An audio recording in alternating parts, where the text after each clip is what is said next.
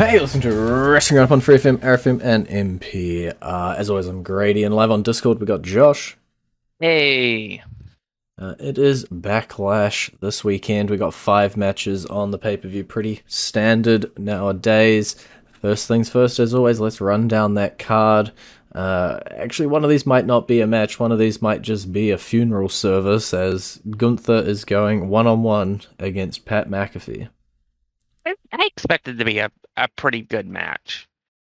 I think it'll be maybe 8 or 9 minutes, but I don't think it'll be bad. Because we've seen what Pat can do, whether it was with Adam Cole in NXT or Austin Theory at WrestleMania a couple years ago. So I expect Gunther to make him go night-night. But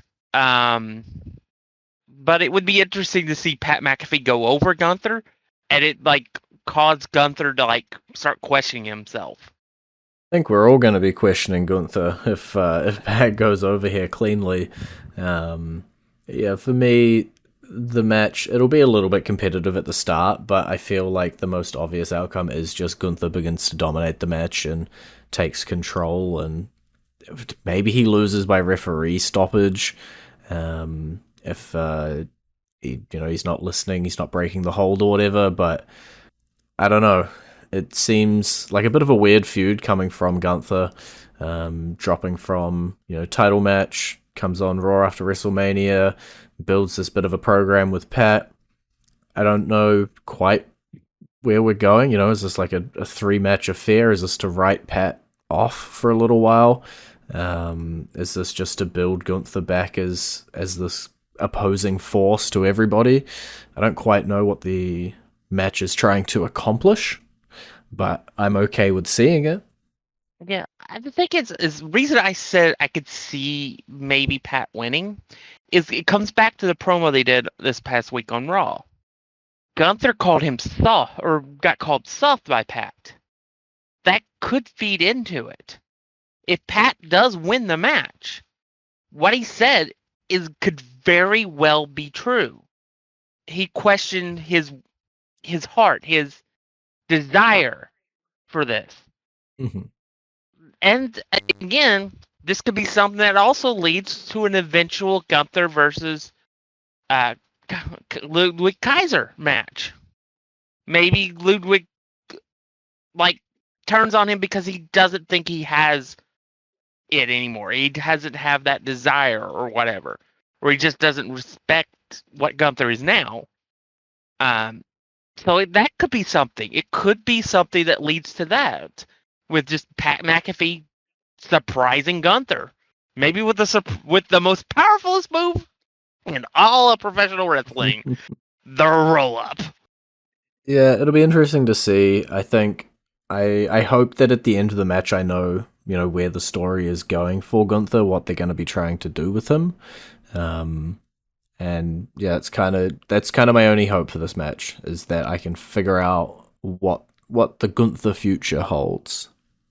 We got a couple mid-card titles. Let's talk United States Championship. Jacob Fatu picking up the title at WrestleMania off of LA Knight. LA Knight back for revenge, and then Damian Priest and Drew McIntyre, who are also going at it, jumping on to make it a fatal 4-way. Well, I guess we're killing 3 birds with one stone with this match. Because I can't see Jacob losing here. No, surely not. No. It makes less sense for him to be a transitional champion than the other championship match for the other mid-card title.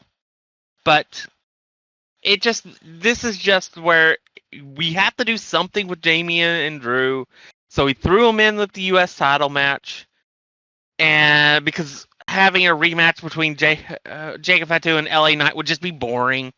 So we get our multi-man match just one pay-per-view late, and the same outcome is the result. It's just something to make Jacob Fatu look even more deadly, more devastating, more scary, whatever adjective you want to use. This is what that match is designed for. Yeah, I reckon, as you said, Jacob Fatu's not losing that title. He did just pick it up. It is cool to see him, in a match with Drew McIntyre, two guys who do, at least in Drew's past, sort of had that edge to their character where you wouldn't really see them go one on one with their current alignments. So I hope we get a moment or two in the Fatal Four Way with them. But yeah, this is just a like vessel match.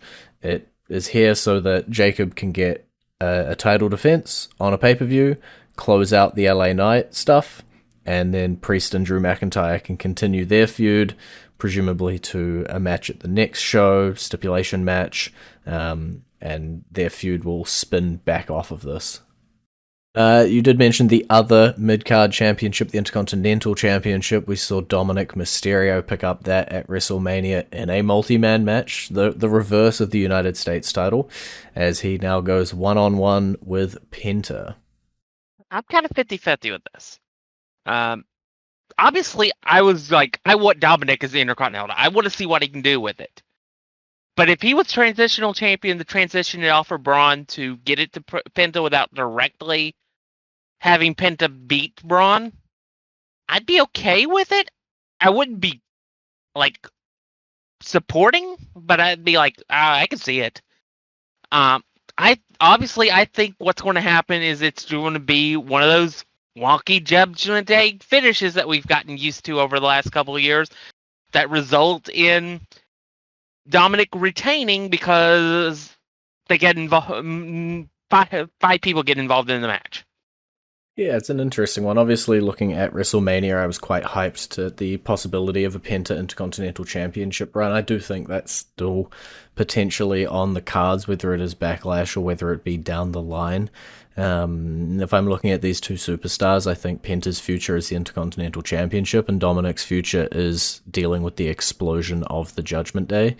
Finn Balor, obviously, he's been on the outs with a little bit of interference here, a little bit of interference there. JD McDonough returning, Carlito still existing, Liv Morgan potentially going away to film some stuff. Seeing, should we bring in a new member? AJ Styles potentially falling into this feud as well. A lot of different moving pieces with the Judgment Day, and it does feel like the ignition for that is going to be Dominik losing his title. Whether that's because Finn Balor maliciously does it and then he splits off with his group, whether that's an accidental loss that leads to Dominik and a few of the crew getting mad and forcing the split that way. It really does. And I feel like I've said this a few times. The trigger will be Dominik Mysterio losing his championship. And is that against Penta at Backlash? I could definitely see it. As you said, I do want to see a little bit of Dominik as champion. He's young. He'll be around for a while. I don't think this will be his last time with that championship or with the mid card championships. But if this was his role, the fans' reaction to him at WrestleMania probably highlighted maybe he shouldn't be a transitional. Maybe he should hold on to it a little bit longer, and maybe solidified his alignment coming out of this Judgment Day explosion, however that ends up playing out. Well, that was a mouthful. Let's instead look at the Women's Intercontinental Championship, a build that I did not love. I have expressed my dislike for this build. We got Becky Lynch challenging Lyra Valkyria after winning the titles with her, then losing the titles, then turning on her. And really just been, ragging on her week after week after week. Please. The less that's said about this match is probably the better. Becky's winning. She gets a Grand Slam. She gets to be the first horsewoman that gets to hold every title the WWE has to offer, except the U.S. title because she's not on that brand. But she'll hold that eventually. And that makes her a legitimate Grand Slam champion. And maybe they can rebuild Lyra eventually. Maybe to like a few months down the road, she could take the title back, and after they build her. But hopefully, a Becky Lynch run makes this title mean something. Because right now, it's worth less than the gold used to make it. Looking ahead into my crystal ball with this, it seems like Becky Lynch with the championship and Bayley chasing after a return. And when I think about that future, Lyra is not in that future. And when you lose a mid-card championship, like we sort of thought about with LA Knight, like we've thought about with Bron Breakker, you then got a question, are they going up? And I don't necessarily think Lyra's going up. I don't think Lyra's going to go challenge Sky for the World Women's title. And so she may just end up swimming around, floating around, while Becky Lynch runs around with this title, gets into higher profile feuds like with Bayley, because as much as I can dislike the build to this, Becky Lynch as champion versus Bayley and versus a few other people is a whole lot higher profile than Lyra Valkyria versus Dakota Kai. It will raise the profile of the championship, even if it is not necessarily raising the profile of the mid-carders in the women's division who could do with that bit of a boost. And the last match on the card, WWE Championship on the line, John Cena, Randy Orton. As we've said multiple times during this build, it does feel a little early for this, but it should still be a banger match. It's probably one of the best matches that Cena could have during this title reign. And if it was anybody other than Randy Orton, I would say there's a 0% chance that he would lose the title here. With it being Randy Orton, though, there's always the chance. There's always a chance. I don't expect Cena to lose the title here, but I wouldn't be surprised by anything. Yeah, I think I'm tipping it, 90-10 in John Cena's favor. I do really think that, much like we were talking about his match with Cody Rhodes, the storyline only makes sense if he beats Cody and does capture that championship. The story that they're trying to tell with John Cena's last year, I think, will fall flat if you have him lose the title after a month from winning it at WrestleMania. I would have loved this match down the line where maybe we've got more investment. Maybe Orton is going to win. I don't expect the first opponent or two to even have that high of a chance. As the year goes on, I'm going to give the opponents a higher chance. Maybe post SummerSlam, I could really start seeing the John Cena losing his championship, depending how they want to tell that story heading towards December. But for May, it's not really on the cards. I'm sure it'll be a great match. These two do have chemistry, gone at it many times before, and so excited to see it. Wish it was a little bit later in the year. Well, those are the 5 matches that we have announced for Backlash. It seems like a convenient time to go into our entrance theme of the week, and as with this time of year, every year, we will be playing the Ultimate Warriors theme to celebrate a certain somebody's birthday.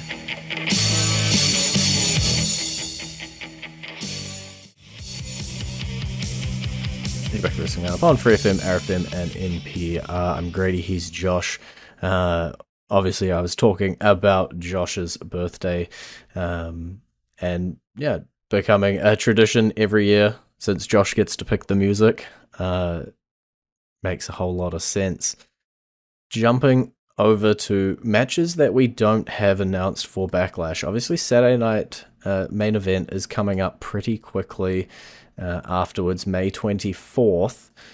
I think we can already start to see a few of those matches building. We look at Tiffany Stratton, very similar, I guess, to the Jacob Fatu build, heading into a fatal 4-way, right? Tiffany Stratton, Nia Jax, Naomi, Jade Cargill.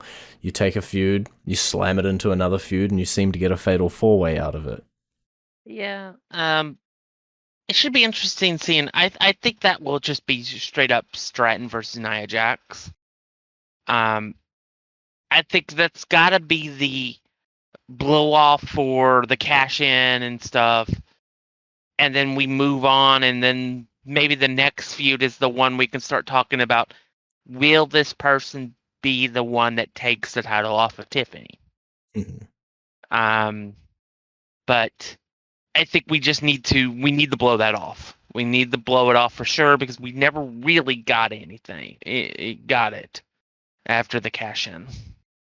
Yeah, it does make sense. Like we got the tag match with Trish Stratus at some event whose name I'm blanking on. Elimination Chamber. At Chamber, and that was pretty much it. It went quiet because we had the Rumble win with Charlotte, sort of jumped the queue. We had to tell that story instead. Yeah, either way, it doesn't make a whole lot of sense for Tiffany to be losing it after just getting that momentum from Charlotte. Whether it does become later on down the line, that Jade Bianca is still hovering, but I think maybe you're right. We do have to pay off Stratton Jax first. I could see it still as a fatal four-way, but if it was, I would like to see Stratton pin Jax to still put a bookend onto that feud. But we'll have to see what sort of combination that spins out for Saturday night main event. Well, talking about main events on Raw, we had Seth Rollins going up against World Heavyweight Champion Jey Uso, and banger match prior to an interference ending. We've got Seth Rollins, we got Braun Breaker on one side, you have Jey Uso the champ on the other side, CM Punk coming out to help him, you got Sami Zayn coming on out as well, and then you got, annoyingly, Logan Paul attacking Jey Uso. You could have one match out of here, you could have two matches, you could see a six-man, you could see Paul Uso for the title in a tag match. What sort of combinations are you expecting out of this? I think it's pretty obvious that Paul and Jay are going to be colliding for that title. I think that'll be the world title match that'll happen on Saturday night's main event. Especially since we don't have a world title match at Backlash. So I think that'll happen, and then we'll have straight up tag team match on the other side. And that will be interesting to see how that plays out. But I do think that we'll see maybe. I think Braun Breaker may break CM Punk in half at some point. And then I think, accidental or not, I could definitely see Sami Zayn hitting a Holoa kick on CM Punk at some point during the match or after the match. Yeah, it really does. I don't recall if I read it somewhere or if you mentioned it last week, but the possibility of Sami Zayn joining into that group, definitely every week I start to feel it more and more. I start to get on that train, and you know, if he kicks CM Punk and then it drops it down to a 3 versus 1, now you've got chances to bring in other people or foils to be on the CM Punk side, but that group of Seth Rollins and Braun Breaker needs a third, and it makes a whole lot of sense. And another sort of combination that I'm going to ask you how it's going to shake out. We saw this week Io Sky defeating Roxanne Perez, and then Julia coming on out and attacking Sky. We've still got Rhea Ripley to potentially deal with. What combination of those four women do you think may spin out for Saturday night's main event? Honestly, I have no idea. That's kind of like one of the like big question marks. Where are they going with this? I still think that there's a strong feeling in me that we'll just have Rhea versus Io. Mm-hmm. But the inclusion of Julia and Perez were an interesting wrinkle. It could end up being just a straight up fatal 4-way. It could be that this was an interesting way to introduce Julia and Roxanne as a new tag team for the very dead division that they have. And who knows? Maybe there's a puppet master behind the scenes that we don't know about. Heck, it could even be Charlotte. Charlotte could be the puppet master, and Julia and Perez are like two parts of her new Four Horsemen. Yeah, I don't know what we're doing with these two because we are still interacting on NXT. Obviously, Jordan Grace versus Julia just happened before we started to record this as a number one contendership match, which Jordan did win, which does free up Julia. But every time Perez or Julia appears on NXT, I keep thinking like, oh, okay, they're wrapped up with this, they can move on. They're wrapped up with this, they can move on, and then they keep not moving on. And then they just have another match, and they're simultaneously doing this stuff with Sky on Raw and their stuff on NXT, and I don't know if we're fully committing to a call-up for the two of them just yet. You mean like when Seth Rollins was NXT champion and was still part of the Shield in the main roster? Yeah. A little bit more continuity than that, but yes. Yeah. Completely different character in NXT than he was on the main roster. Yeah, it's just I think there's still some loose ends that they need to like tie up in NXT before they fully go on. I did hear rumors of a potential draft over the next few weeks. Okay. If that is the truth, that would definitely be the okay, we're going forward here from here. Mm-hmm. But again, it's rumors, and I don't know it, and I don't know how much I would put stock in it. Yeah, it's either main event Saturday Night Main Event is gonna have Sky versus Ripley, and we'll tie a bow off on that, similarly to how we're talking about Stratton and Jax needing a bit of a bow tied on that. And then we'll move on to some combination of Perez and Julia, or we're going to jam it together as a Fatal 4-Way. It feels like I'm throwing around a whole lot of Fatal 4-Ways. We have one for the US title. We have one for both women's world titles if we want it. A 2-on-2 tag match could be a Fatal 4-Way if Sami Zayn decides to flip. But there's options open, but I think the storylines are there, and the storylines do make sense. It's just what path are we going to walk towards their outcome, really. And then we have had a couple of returns since WrestleMania. Obviously, Rusev on Raw and Aleister Black on SmackDown. Both of them picking up wins this week. Black kicking in the Miz's head, and Rusev crushing Otis. Yeah. Obviously, it's more about building them up, getting them reunited to the WWE Universe, who 90% of them probably didn't see anything that they were doing the last 3 years. Although, did anybody really see anything Miriam did in the last 3 years? Yeah, I don't know if he's actually done a lot. He's taken a bit of a breakaway. Yeah. But got to rebuild them. Miz is a perfect foil to be the first feud for Aleister Black, because he's a company man. He'll put him over 100 times if he has to, and make him look like $1 million in the process. And I think beating Otis, is impressive in its own right, because as you said, he crushed him. And Otis is not. Otis is big. He's lovable, but he's strong and stuff. And it's like, if you can beat him down, that's impressive. Yeah, I think he's definitely just being used as like a vessel to show off the power of Rusev, and we saw it the first time around when Rusev was running through. Right, he is a big dude. He's a big, strong dude, and so I'm excited to see where he goes. It's like their reintroductions are typically, there have been ones that have failed, but typically pretty easy to pull off. You bring them in, there's a bit of a hype, then you put them in their first feud, whether that's The Miz for Aleister Black, and I don't know if Otis is going to be a long feud for Rusev, or if he's just going to crush a few people before heading into a first feud. and then, typically they'll win their first one, build a bit of momentum.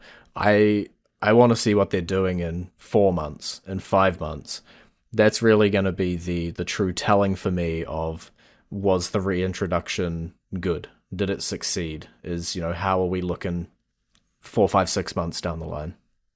Well, that is pretty much time for us. Anything else you wanted to quickly throw in at the end before Backlash this weekend? There was a pretty good tag team match between Fraxium and Pretty Deadly. It is true. Fraxium continue to showcase, I guess, exactly what we all knew from watching NXT, but on the main roster. Yep. Another good set of bodies for the third division that we keep saying is the better division for the tag team division in SmackDown side. Very much is. Alrighty, well, we will call it there. It has been great talking to you.